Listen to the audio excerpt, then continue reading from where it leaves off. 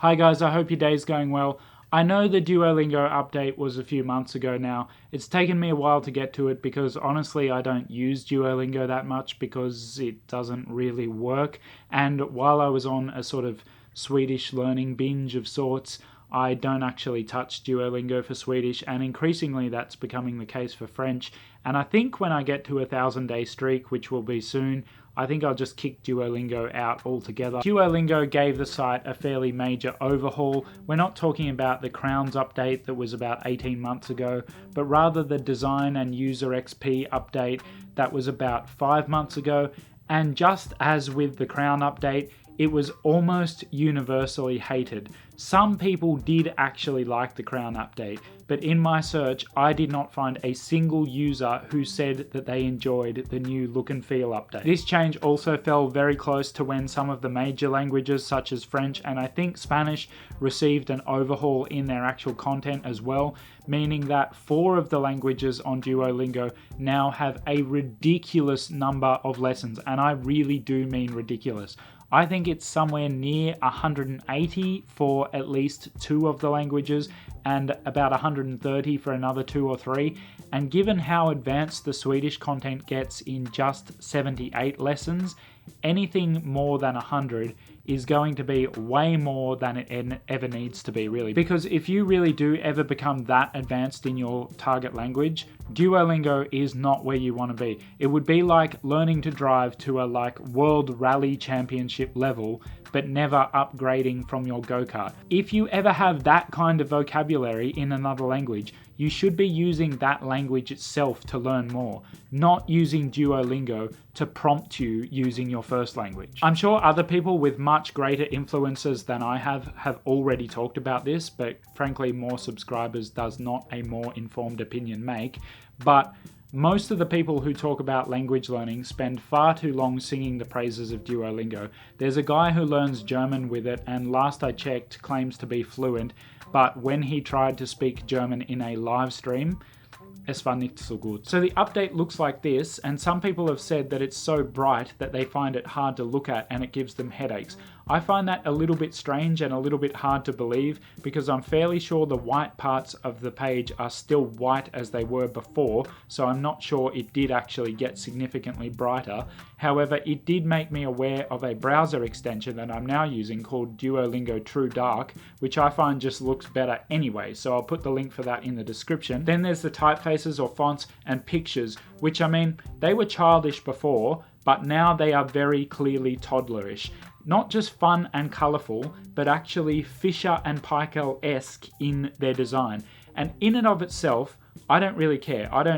It doesn't matter to me what the pictures are like. But it represents a very clear agenda from Duolingo that now that I've been using it again for the last couple of weeks, I can see clearly. And that is really backed up by the updates that were made to the most popular language trees. That agenda is to attract more new users, particularly younger users and adult users who are more like kids in their behaviour, and to keep all the users, whether they're young, old, serious language learners or not, using the app for longer so that they can sell more ads. It has nothing, I assure you, nothing to do with better language learning, and I will show you how I know this. Now, they somewhat cleverly, but still fairly transparently, wrap this up as we want users to engage for longer to learn better. But that is so obviously not true. They want people to engage for longer, yes, but not in order to learn better, to sell more ads. Look at what happened with the people who had made it a long way through one of the languages that got updated, for example, French. So I and other users who have made comments on the forum had done quite a lot of the French tree, and then it got updated, and it still recognized where we were up to in our tree, but it reset us in all the things we'd done to, say, 4 or 5 crowns, back down to 1 crown, meaning that we had done it as many times as it says you should do it. We had learnt the boy has a red apple as many times as one needs to learn that, according to Duolingo, which is already a lot, and then it wiped that basically clear and said, you need to do it again. Now, I want to make it clear that I don't really care because I have basically decided that Duolingo is not worth my time and I'm more interested in real language learning pursuits. I am not going to sit there wasting my time translating bonjour, comment ça va? But The whole thing with Duolingo, and honestly the thing that makes it so popular, is that it offers a measure, and that measure may or may not be correct, but it offers a measure of where you're up to in that language. You can see how far you've got to go and how far you've come. People like that clarity and that sense of achievement. That's why it's popular. And Duolingo probably figured out that the majority of their users would not be scared off if they had to redo a bunch of their lessons, rather that they will just redo them. That's how I know that they don't care about language learning. They would not have people like me sitting there typing "Je m'appelle Paul" if they cared about us learning French, because they know that we know that already. That does nothing for your French or your Spanish or whatever language you're learning. That does nothing for it. But Duolingo do not care about that. They care about you using the app for as long as possible so as to make them more money. Honestly, I hope that people like myself who are interested in language learning but with much bigger influencers and much bigger subscriber counts and all that can show everyone that Duolingo, as comprehensive as its content is, do not care about real language learning, because if they did, as I said, they would not have experienced French or Spanish learners sitting there translating easy things just to make their tree gold again. And I think and I hope that although Duolingo's metrics have improved since they made the update, that will be a short-lived victory for them before people figure out it's a sham. Duolingo do not care about language learning, and if used alone, it cannot teach you a language. It can't. I want to do a full video on why that is, and I will another time. Duolingo cannot teach you a language, and I say that as someone who used Duolingo to well and truly get going in Swedish and ended up reasonably fluent in Swedish, but my Swedish did not come as a result of doing lots and lots of Duolingo. It came as a result of using Duolingo to get me started and then talking. It came as a result of talking lots of Swedish, speaking Swedish badly, speaking it a little bit better next time, a little bit better next time, and so on and so forth. Okay, when I do these things, I do tend to get a little bit one-sided. I want to take a step back and acknowledge that Duolingo has been a positive influence in the world of language learning, especially in its first few years. It was positive for that entire world.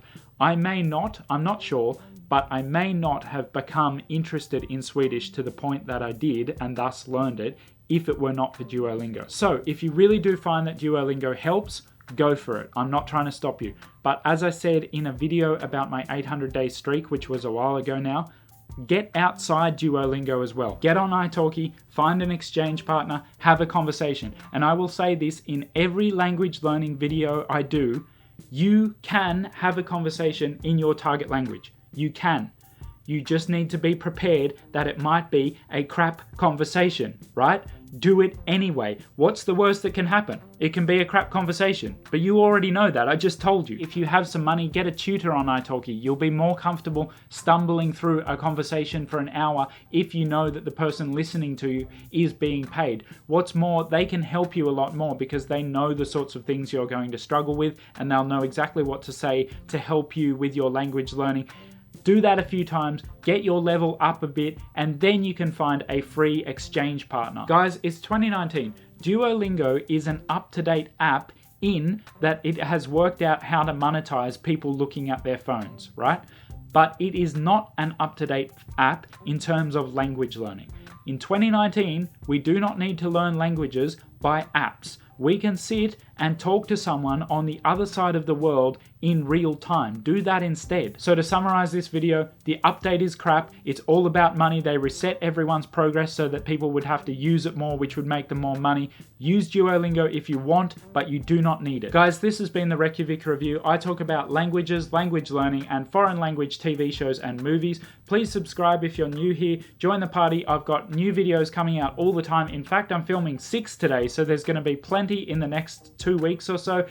Thank you to all the people who have subscribed already. You guys are genuinely helping me to feel happy and healthy as I do these things. Thank you so much for watching. I hope you found it helpful, and I'll see you next time.